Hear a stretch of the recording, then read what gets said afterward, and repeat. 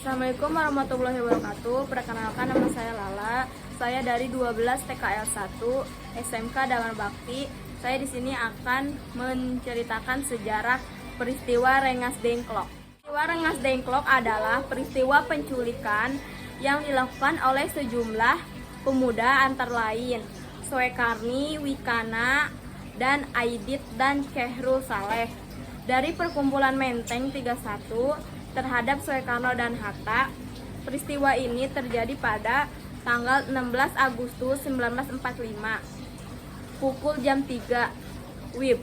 Soekarno dan Hatta dibawa ke Rengas Dengklok, Karawang untuk kemudian didesak agar mempercepat proklamasi kemerdekaan Republik Indonesia sampai dengan terjadinya kesepakatan antara golongan tua yang diwakili Soekarno dan Hatta serta Mr. Ahmad Soebardjo dengan golongan muda tentang kapan proklamasi akan dilaksanakan, terutama setelah Jepang mengalami kekalahan dalam Perang Pasifik.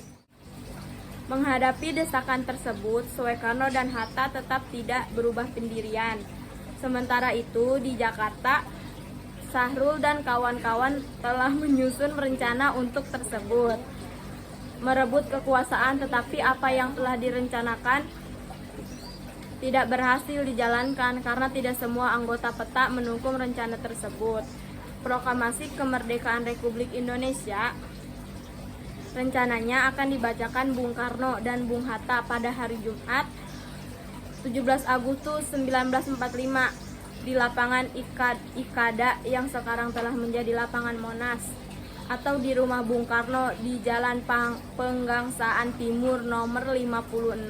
Akhirnya dipilihlah rumah Bung Karno karena di lapangan Ikad akan diselenggarakan sehingga tentara-tentara Jepang sudah berjaga-jaga menghindari kericuhan antara penonton-penonton saat terjadi pembacaan teks proklamasi.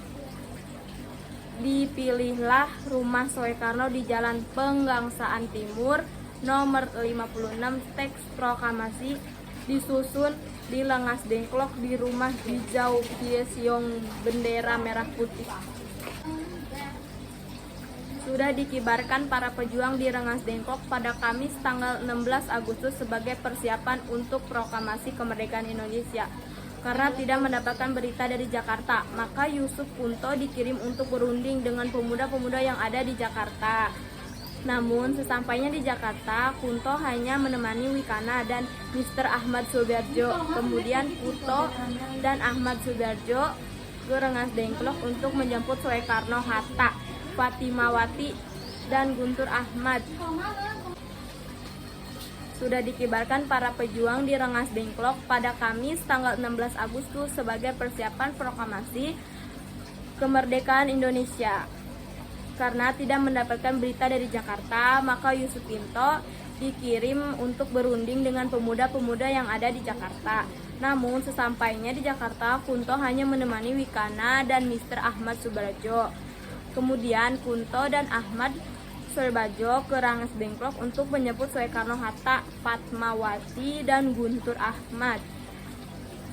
Soebardjo mengundang Bung Karno dan Hatta berangkat ke Jakarta untuk membacakan proklamasi di Jalan Penggangsaan Timur nomor 56 pada tanggal 16 Agustus tengah malam.